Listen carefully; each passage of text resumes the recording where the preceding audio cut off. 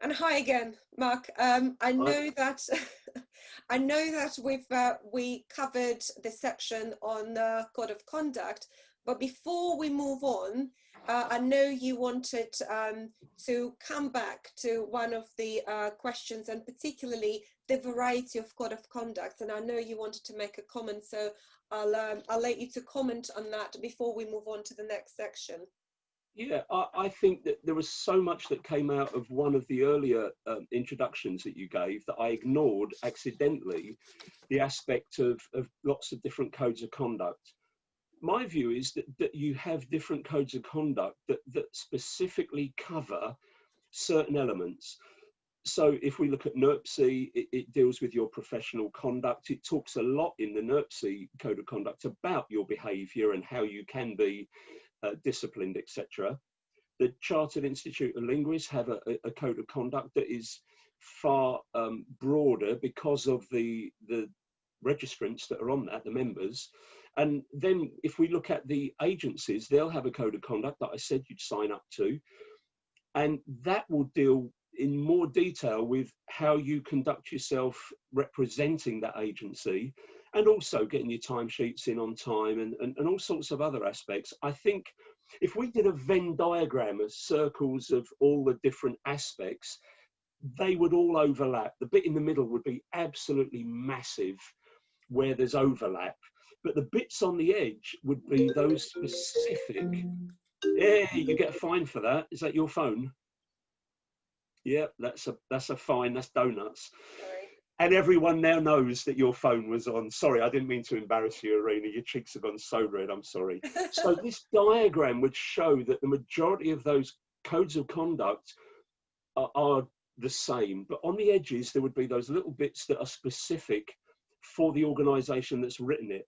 And then we've got an overarching one now of the police code of ethics, and that code of ethics really doesn't involve the police interpreters in much of it. There's a lot in there for police officers and people like myself, police staff.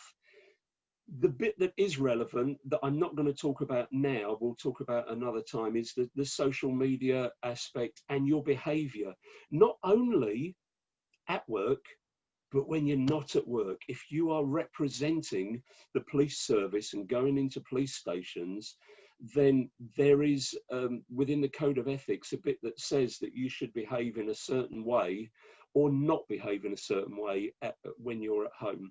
So retweeting on Facebook that the police got a real good kick in Essex when they had petrol thrown over them, those sort of things would not put you in a good light with the police code of ethics. Not that I'm suggesting it ever happens, but that's the bit I wanted to get out, Irina, that the different codes of conduct and ethics are there for different reasons. And I don't like your phone. It needs to have a different tone to that. You need to have a nice tune on it. Sorry. We're all human. It was No actually discipline. my phone, because I switched my phone. No one can get through. I will pick up notification when we finish interviews. This phone call came through the computer. And right. It's a new computer and I still haven't worked out how to switch notification. So I do apologize for this intrusion. It's not a problem. But It just actually, shows it's live, doesn't it? it is absolutely live. And not planned. No, but also what I wanted to actually say to you right now, we wanted to focus on this section on training, but I've just changed my mind. With regards to your previous comment, I thought perhaps we will move into social media, because, you know, you've touched on this already, and I think we'll just carry on, because I know that you've had some concerns on social media, and also there's been concerns on practitioners' side that over your concerns. So we're kind of like overlapping, you know. The practitioners reacted to your concerns, and they feel that what is the, not the requirement, or what is the really concern that you might have over social media, you know, perhaps we feel, you know, we live in a democratic society, Of you know, course. freedom of speech. Yep. Why do you feel that interpreters cannot openly post or express themselves on social media? As a police, what would be your concern over that? Okay. Yeah. And do you know what? You can post whatever you want within reason.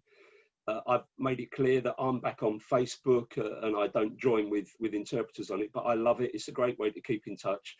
Also, you are all freelancers. You need to advertise to get work.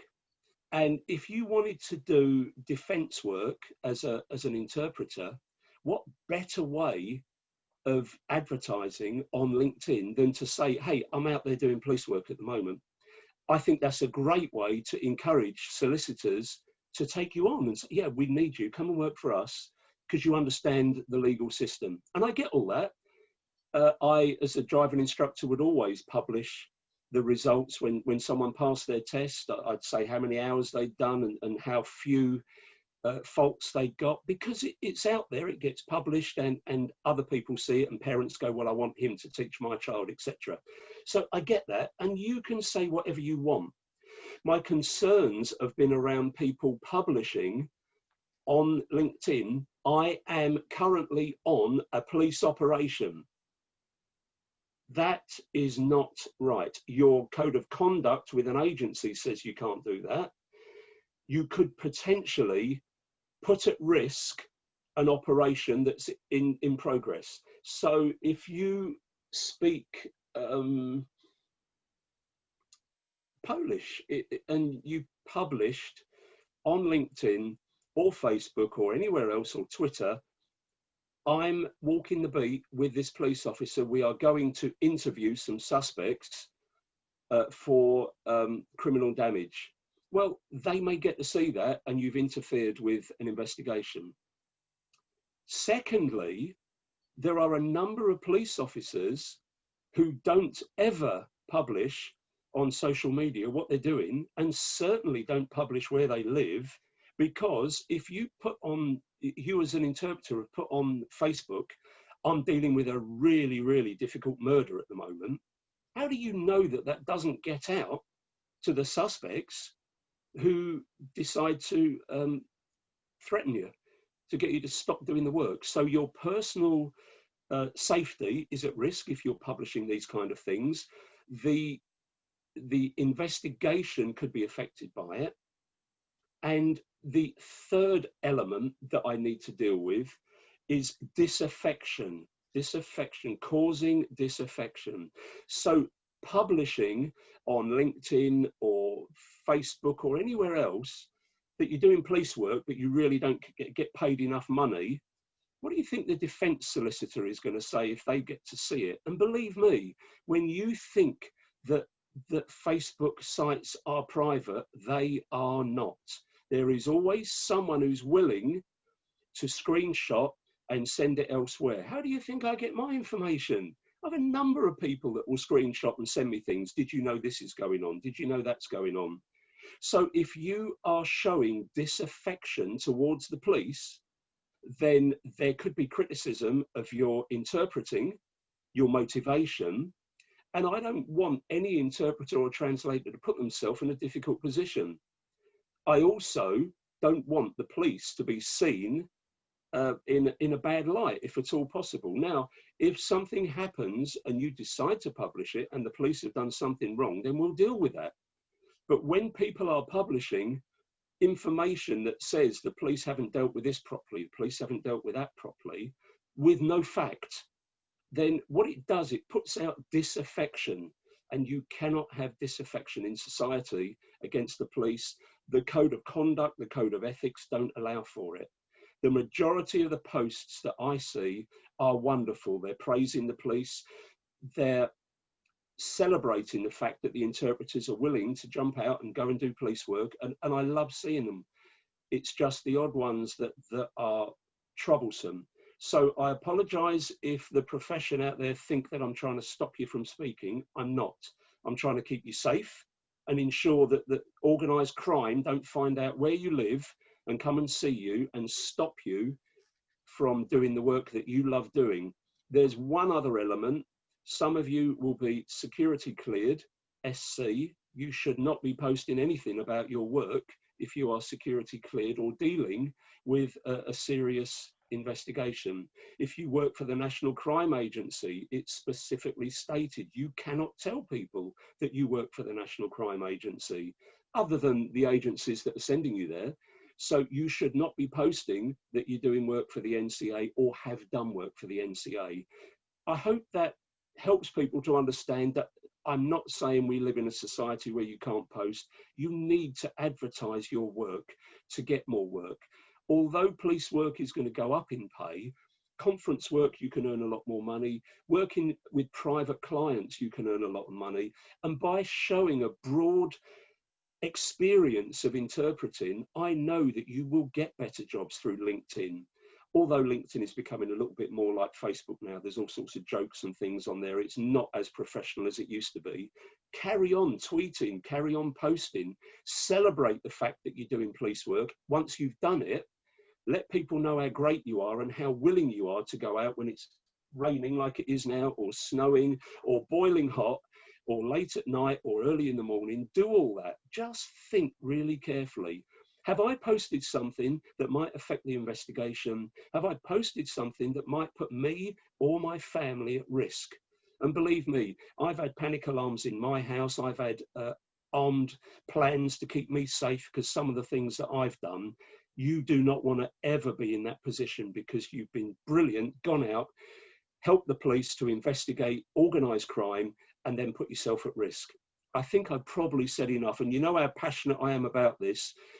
We live in a country where freedom of speech is celebrated.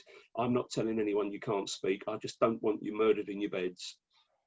Oh, thank you, Mark. But I think it's kind of it finished slightly gross.